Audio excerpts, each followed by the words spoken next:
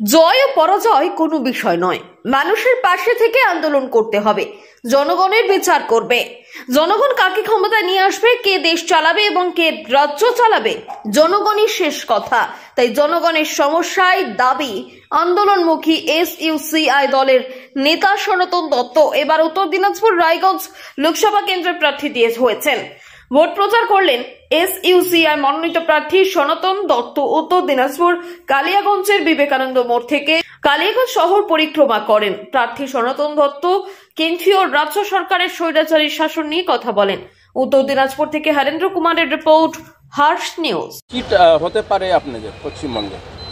এটা প্রেডিকশন করা তো আপনাদের কাজ, আমাদের এটা আমরা কি করে বলবো। এদিকে মোদী সরকার বলছে, মোদী বলছেন 400 পার আপনি বার। হ্যাঁ, 400ও পেতে পারে, 500ও পেতে পারে, কিন্তু মানুষের কি হবে?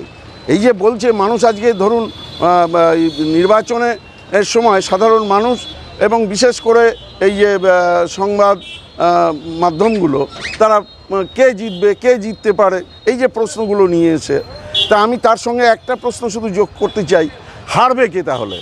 জিতবে তো বুঝলাম, মোদি জিতবে, না হয় তৃণমূল জিতবে, না হয় কংগ্রেস জিতবে। হারবে কে?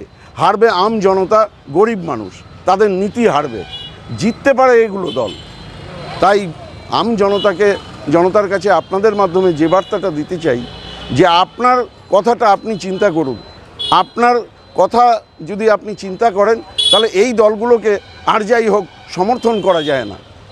মানুষ তো এখন ঝুঁকি, হয়তো তৃণমূল নালে কংগ্রেস নালে বিজেপিতে, অন্যান্য দলের দিকে তো তাকাচ্ছে না মানুষ। হ্যাঁ, তাকাচ্ছে না। তাদের রাজনৈতিক চেতনা, সমাজ চেতনার মানটা আজকে দেখুন, যে এই যে দেখুন সিএ নিয়ে আসছে, সিএ নিয়ে এসে মানুষকে কত বিভ্রান্ত করছে। এই সিএ নাকি নাগরিকত্ব দেবে, এবং এখানকার এই কালিয়াগঞ্জের কার্তিক পাল বলছেন, শুধু কার্তিক পাল কেন, আপনার মোদি অমিত শাহ এরা পর্যন্ত বলছে যে আমরা নাগরিকত্ব দেব। আমরা তো নাগরিকত্ব নিতে যাচ্ছি না, হরণ করছি না, তাহলে কি দেবে? অথচ আপনি আইন দেখুন, আজকে নেটে খুললেই দেখা যাবে যে এই অ্যাপ্লিকেশন করতে গেলে প্রথমেই যেটা দিতে হবে, যে বলতে হবে যে আমি ভারতীয় নই, আমি বাংলাদেশি, আমি পাকিস্তানি, আমি বিদেশি, এবং আমাকে নাগরিকত্ব দেওয়া হোক। এবং এটা শুধু এমনি বললে হবে না, কোর্টে এফিডেভিট করে বলতে হবে। এবং এইটা বলতে হবে যে আমি যেখান থেকে এসছি সেখানে আমার যে ধর্মীয় অত্যাচারের জন্য আমরা চলে এসেছি, সেই ধর্মীয় অত্যাচার এর প্রমাণপত্রও দিতে হবে। তাহলে বলুন, যে যখন নাকি যে অত্যাচার হয়, নির্যাতিত হয়, তখন পকেটে কাগজ আর কলম রাখবে, এবং যে নির্যাতন করছে তাকে বলবে, ভাই তুমি নির্যাতন করছো, আমাকে একটু লিখে দাও। এগুলো একটা হাস্যস্কর জিনিস। এগুলো করছে মানে মানুষকে বিভাজন করে, এবং এতে কিছু মানুষ বিষয়টাকে না জেনে আনন্দে আত্মহারা করছে। এই নেতারা হয় জেনে শুনে মিথ্যা বলছে, আর না হলে এরা জানে না, অজ্ঞ, মানুষকে বিভ্রান্ত করছে। আমরা সত্যি কথাটা তুলে ধরতে চাই। আপনি দেখবেন এই আইনটা সিএ পাস হয়েছে এই 2024 সালের 11ই মার্চ। 13ই মার্চের আনন্দবাজারে লিখেছে যে 20টা পয়েন্ট লিখেছে, 20টা তার ডকুমেন্টস দিতে হবে। আজকে গরিব মানুষের ডকুমেন্ট কোথায় বলুন তো? যে বন্যায় হারিয়ে যাচ্ছে আদিবাসী গরিব মানুষ, এই মানুষকে নাজেহাল করছে, এই রকম বিভ্রান্তিকর আইন আনছে এই মোদী সরকার। তাতে কিছু মানুষজন না জেনে উল্লাসিত হবে। এই যে আপনি দেখেছেন মতুয়া সম্প্রদায় ঢাক ঢোল নিয়ে নৃত্য করলো, তারপরে আবার তারাই বিজেপির নেতাদের বাড়ি ঘেরাও করছে। ফলে যখন সত্যটা জানবে, মানুষ এদের বিরোধিতা করবেই। এবং পকেটে দুটো করে ঝান্ডা রাখছেন। আজকে দেখছেন যে দলগুলো অন্তত এই রায়গঞ্জ লোকসভা কেন্দ্রে লড়ছে, তাদের পকেটে দুটো করে দলের পতাকা আছে।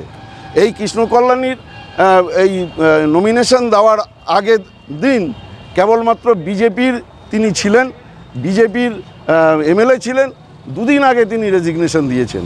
ফলে এখনও এই আপনি দেখুন ভিক্টর, কংগ্রেসের যে প্রার্থী, দুদিন আগে ছিলেন ফরওয়ার্ড ব্লকের।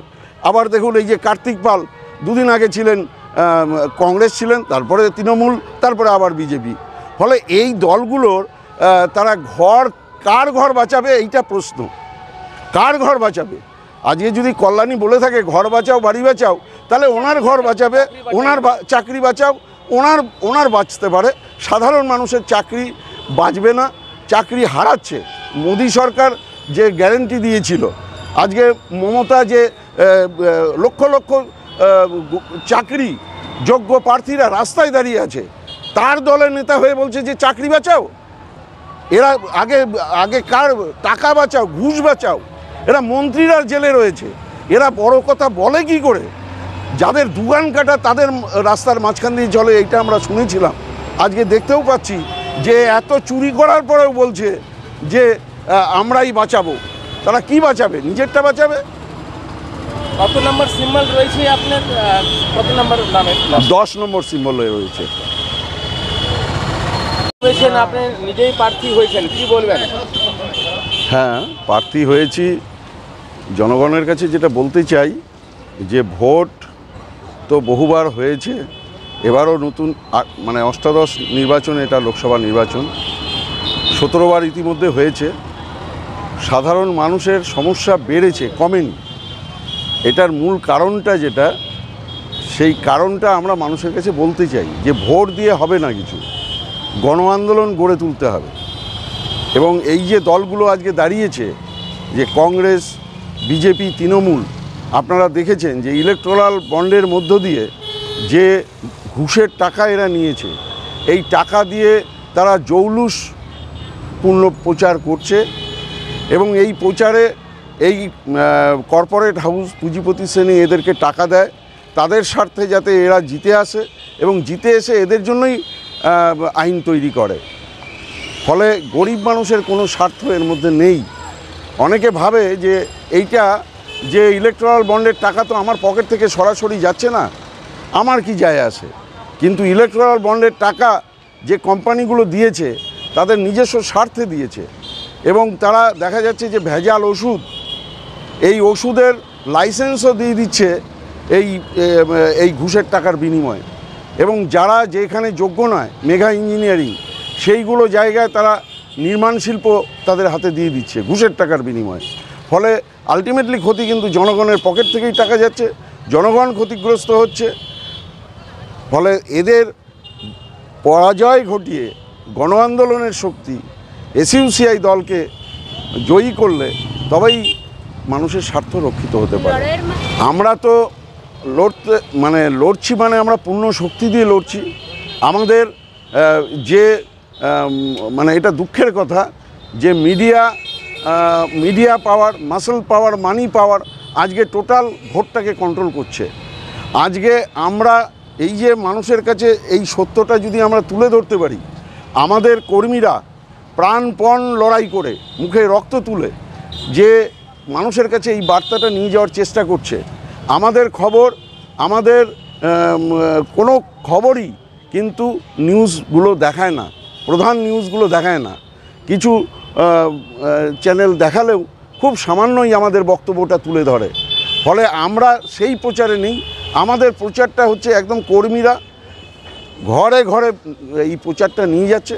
আমরা যতদূর নিয়ে যেতে পারবো এই কথাটা, তাহলে আমরা সত্যের উপরে দাঁড়িয়ে আছি, আমাদের জয় নিশ্চিত।